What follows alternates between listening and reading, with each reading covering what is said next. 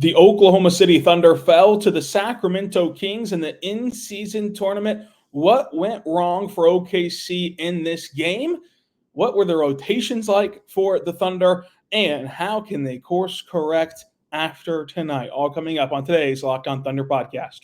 You are Locked On Thunder, your daily Oklahoma City Thunder podcast. Part of the Locked On Podcast Network, your team every day.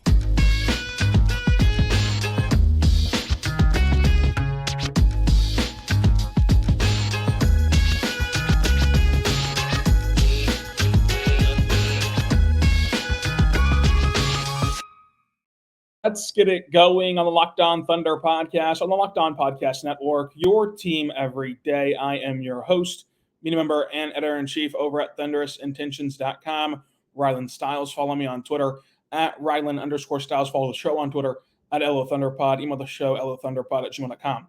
On today's show, we're going to dive into the Oklahoma City Thunder falling to the Sacramento Kings. What went wrong in this game? Episode number 6 of the week. So a bit of a shorter one. We're going to, of course, be back after the Suns game on Sunday to recap that game as well.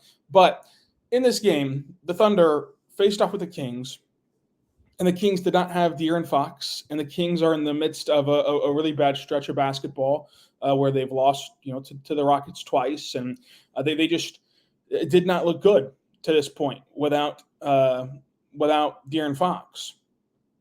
But then whenever you get into this game, the Kings were just the more hungry team, more energetic team, and they had a lot of different guys step up. I mean, Kevin Huerter was huge in this game. Of course, Sabonis was big. Keegan Murray was big, and even Keon Ellis. Like Keon Ellis, he did not like fill it up as a scorer, but he was a really, really good defender in this game for the Kings. Malik Monk was really big for them. They came into this game struggling a lot and really just not like having the identity that they needed to after losing Fox with the injury. But tonight they got back on track and they were able to beat the Thunder. And I think that part of that was because the Thunder just did not match their energy and did not match that kind of effort level in the beginning portion of the game. And then whenever you don't come out of the gate matching the energy level, it's hard to get back to that. It's hard to go and equal it out, right? It's hard to play catch up in that category.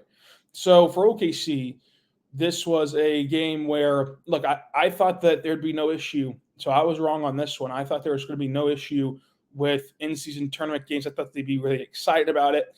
I thought they'd kind of get excited and get kind of more juiced up. And even Mark talked about how these in-season tournament games were going to represent something different and better for this young Thunder team as a benchmark and serve as like a test. And even though this was an in-season tournament game, even though this was a big game, the Thunder just didn't show up for the majority of the night tonight against Sacramento.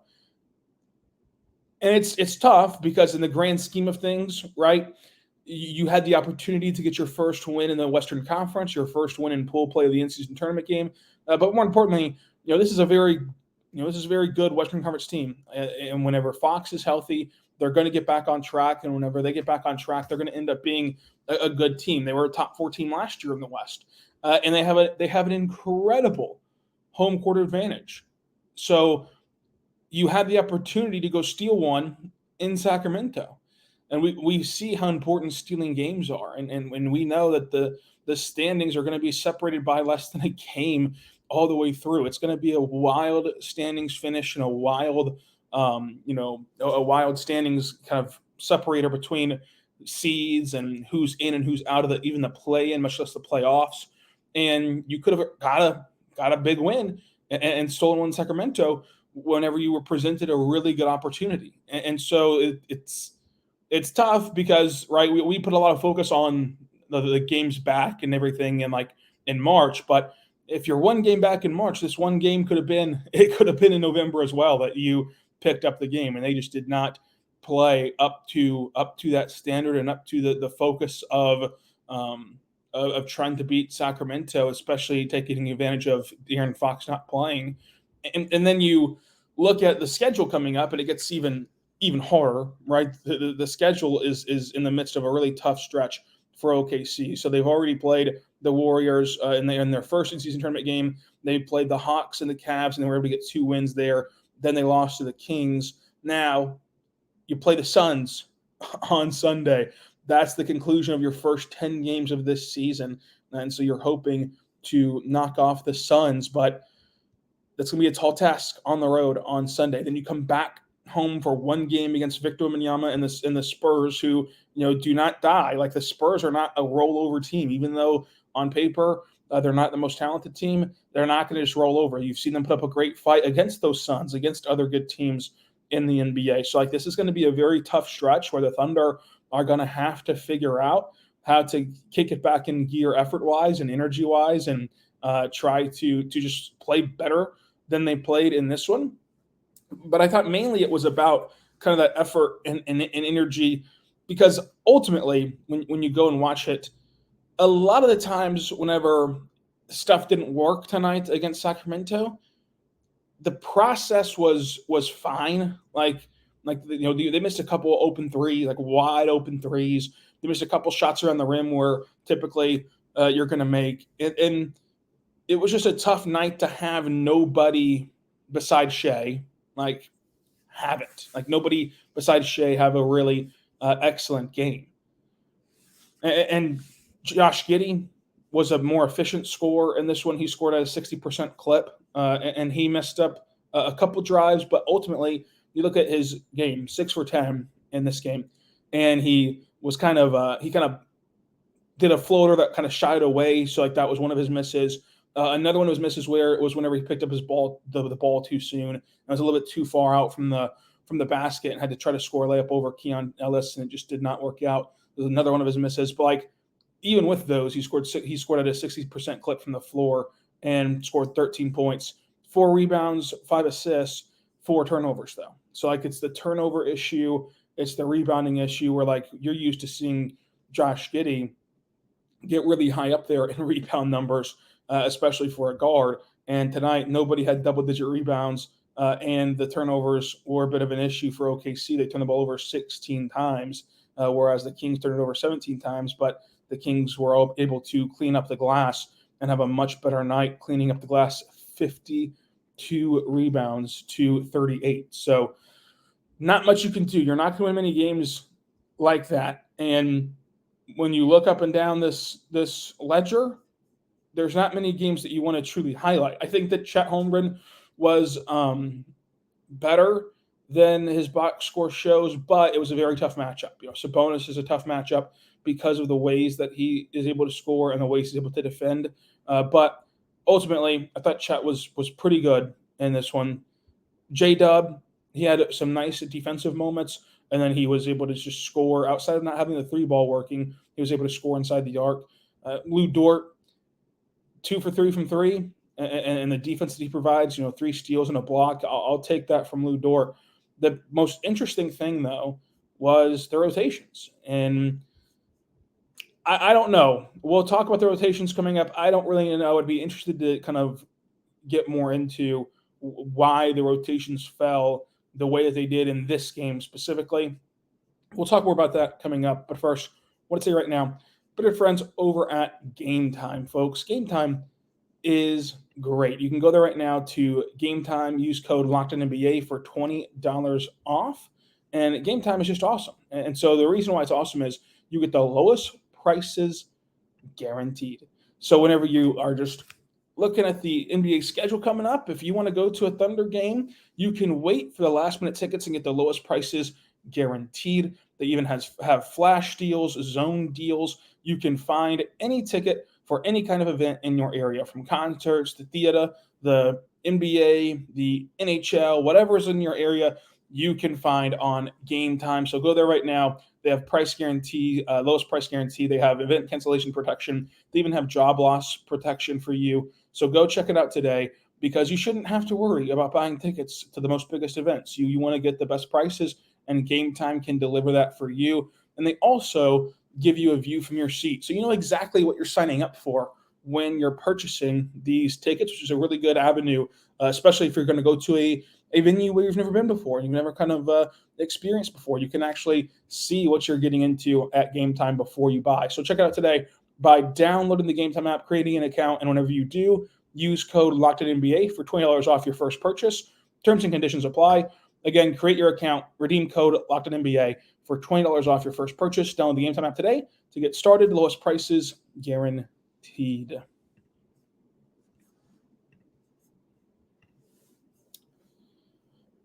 We're back on the Locked On Thunder podcast, on the Locked On Podcast Network, your team every day. Thank you so much for making us your first listen every single morning, every single day. We're here for you talking Thunder basketball. Look, this is, of course, the bonus pod, so it's not going to be as long as a normal podcast, but the rotations tonight were interesting, to say the least. Lindy Waters had 19 minutes, and I think that Lindy Waters in general was like an overblown portion of this, but what's not an overblown portion of this is Wiggins getting a DNP. Like Lindy Waters, okay, played. Let's address Lindy Waters first, because a lot of you are very upset with Lindy Waters' minutes. Lindy Waters played 19 minutes. He played really good defense for the Thunder. Like he's a much improved defender from where he started at in the NBA to now. He's a serviceable and really I'd say above average defender for his role in the NBA now. The issue with Lindy Waters is he is treated as though he's this sharp shooter by everyone but the opposing defense and also by everyone but the stat sheet. He is a sharp shooter in theory. He's not a sharp shooter. He's not a three-point shooter. He doesn't even take and hunt three-point shots either. He goes over 2 tonight in 19 minutes. He only shoots 2 3-pointers. And whenever he does shoot them, he shoots them at a 36% clip. I know that he's from Norman and from Oklahoma State. That's just not he's not a sharpshooter. And so if you're a sharpshooter who is going to be tasked with shooting and you can only shoot at a 36% clip, that's not very good.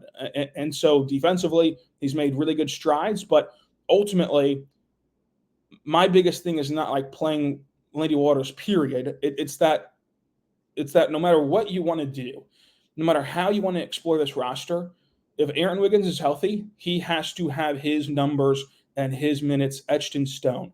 There is no matchup where it's a bad matchup for Aaron Wiggins. There is no team where it's a bad team to play Aaron Wiggins. There's no game where Aaron Wiggins is just not going to be able to impact the game. Aaron Wiggins could have impacted the game at worst at this 19-minute clip from Lindy Waters, but in all likelihood, a lot better than Lindy Waters could have in this game. And so I think that you even look at Ousmane Dieng.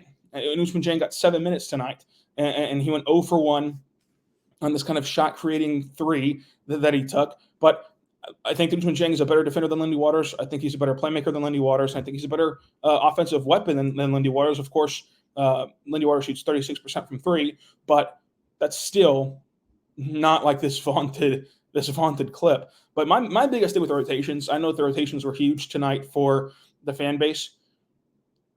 Starting 5, of course, you're going to have your starting 5 that they're going to play.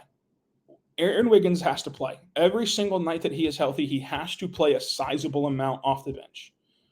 Kenrich Williams, whenever he's healthy, has to play every single night a sizable amount off the bench. Cason Wallace, every single night that he is healthy, he has to play a sizable amount off the bench. Isaiah Joe, every single night that he is healthy, he has to play off the bench. Now, past that, you can get into some funky town territory where maybe it's a really good J-Will matchup. Maybe it's a really good Ousmane matchup. Maybe it's a really good maybe you think Lindy Waters can help, right? Past that, but you have to lock in Aaron Wiggins. Like Aaron Wiggins cannot get a DNP-CD game. The days of exploring the roster to the point where Aaron Wiggins doesn't play is over to me. I mean, that is the one thing where I will gripe with what is happening, because we've explored the roster pretty well in Oklahoma City, right? You've seen the Thunder explore this roster, and at every turn that we've explored the roster that the company line has been, Wiggins has proven to be one of the best players on the roster. And so at some point, you've got to play him. Now, I'm not upset about anyone else's DNP-CD because I can at least understand it, right? So let's take those DNPs real quick before we cycle back to Wiggins and Lindy. So Micic DNP-CD. I know people are upset about that. every time Bertans gets a DNP-CD, the elder crowd is upset about that because of him. He's a veteran, gets paid a lot, and he can shoot. Look, the Thunder limited the Kings to 105 points tonight. There is no way in the world that the Thunder could have limited the Kings to 105 points tonight if you play Bertans, if you play Micic. And so when the Thunder didn't have it offensively and they were not executing well on that end of the floor, they could at least hang their hat on they were playing good defense, and it was limiting the Kings. In the modern NBA, to hold you to 105, that's a really good night. And you cannot do that with Micic. You cannot do that with Bertans.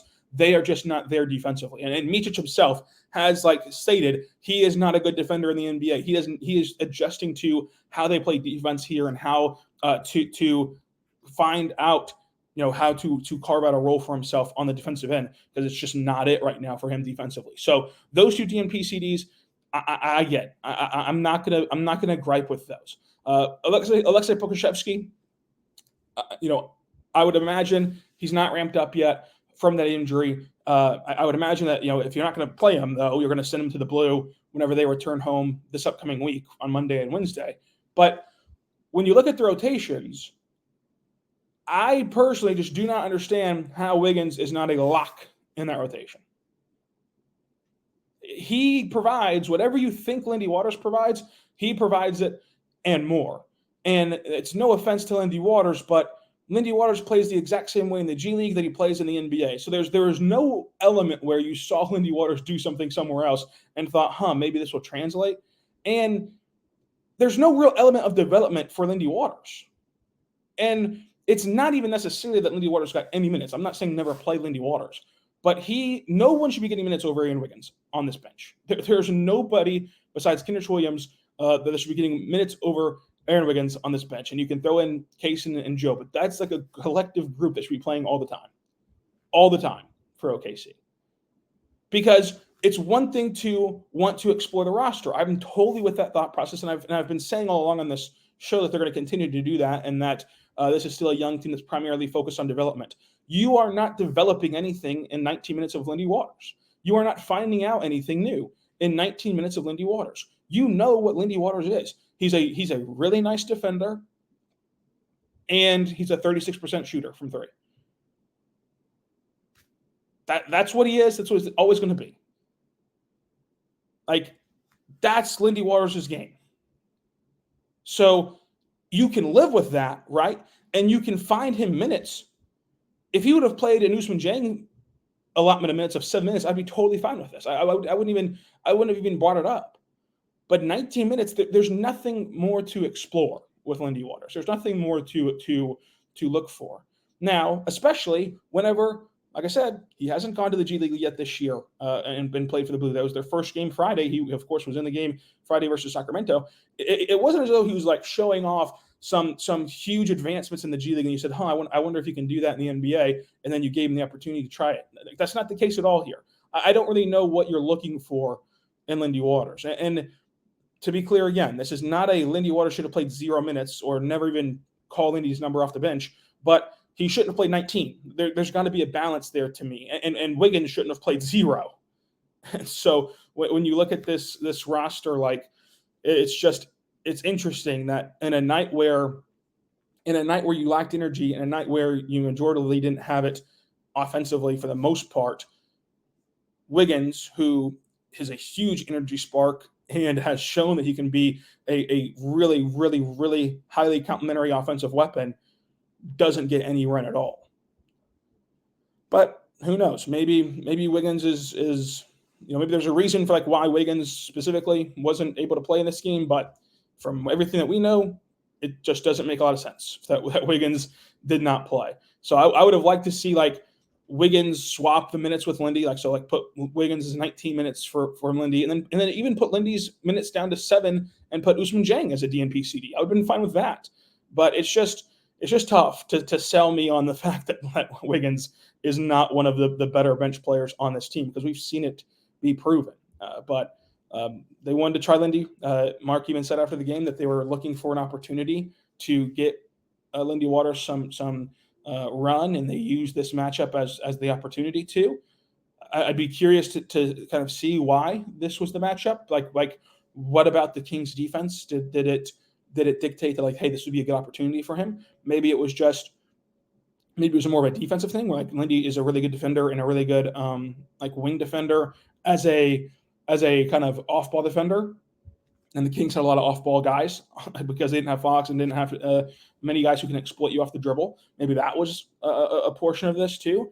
But, Lindy Waters, it is what it is with Lindy Waters. And again, I think that he can play 7 minutes in a few games here and there. And it's obvious that Mark trusts him because they played him all down the stretch last year in really important games they played him. But in those important games, you saw what I said. He's an improved defender and he shoots 36% from three. Like that was not going to turn the tides in this game. So I think it was a pre-planned thing to just get him an opportunity in this game, and it just didn't work. And at the end of the day, while it could be frustrating, of course it is frustrating, obviously for me to not see Wiggins playing, but at the end of the day, it's game 9. Game 10 is Sunday, and this is a marathon of a season, and it's not a sprint. And so the rotations will heavily change by the time we get to February, March, April, and we'll see where they level off at right now. But this is the first game where I left scratching my head a little bit, because even like Trey Mann would have provided at least a different element than you're used to. But I can't really begrudge like the DNP CDs for anyone else but Wiggins, because like Mitchich and Bertans would not have allowed you to play this way defensively. It's clear by the way that they're not using him that Poku is just not ready to play. He's not ramped up to play off of that injury.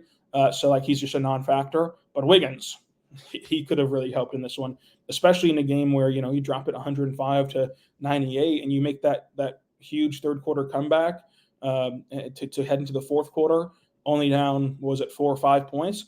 And that's another example of like last year we saw this, right? Last year we saw Wiggins get a DNP CD all the way through the first 3 quarters, and then in the fourth quarter he comes in and helps the Thunder win a game. Like he could have done the same thing in this one tonight. So it's just the leaving the leash of Lindy Waters on there that was kind of interesting. I don't think that Lindy Waters played bad. I don't think that Lindy Waters is the reason that the Thunder lost. I thought he was one of their better defenders in the team concept of things. Like Lindy Waters did not play bad. He went 0 for 2, had a couple nice assists. It's just the principle of like playing Lindy Waters 19 minutes over playing Wiggins 0 minutes. It's not necessarily this game specifically. It's just the overall principle of the matter for me. That was kind of off.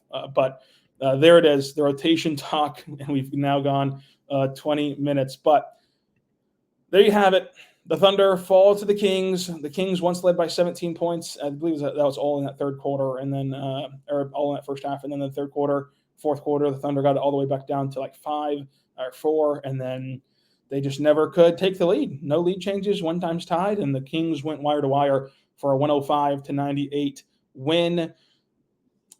Thunder shot 23% from 3 and 81%. I think that is the biggest issue for OKC. Now the Kings only shot 27% from 3, but OKC has been, one of the best teams in the NBA shooting threes. That's obviously not going to sustain over the course of the season, but it's also not going to plummet all the way down to 23. So whenever you get outboarded 52-38, and whenever you shoot 23% from 3, you're just not going to win. So all the other stuff that we can get hyper-focused on of like rotations and everything else, it doesn't matter whenever that's the result. It doesn't matter whenever that's the result. Whenever you give up, 23 second chance points to your 6, whenever, the fast break points is 13-11, that's huge for OKC. I think that the fast break points are where they make their bread and butter. And anytime you lose the fast break points, you'd find that they're not going to win many of those games whenever they get out fast broken, out fast braked, out fast brook. So shout out to SGA. He was really good. SGA was awesome. I had a 56% clip from the floor for 33 points, 7 rebounds, 6 assists, 2 steals, 2 blocks. He really was hitting some tough shots. He was really improved as a playmaker early on in this game too, where he had a lot of potential assists that just didn't get cashed in. But these games happen. It doesn't truly define anything, and I don't think any differently of anyone on the roster or of Mark after this game. But I just would prefer that Lindy Waters played. I would prefer that Aaron Wiggins played more and played a minute in this game. But there's always a method to the madness. I'm not going to pretend that I'm smarter than a NBA head coach who finished second in Coach of the Year award, but I'm an undefeated upwards head coach. So put that on my resume in case you want any consults from me, Mark Daigneault, of what I would do. I'd run floppy a lot, so you can decide to do that if you want to. But until Sunday night, be good and be good to one another.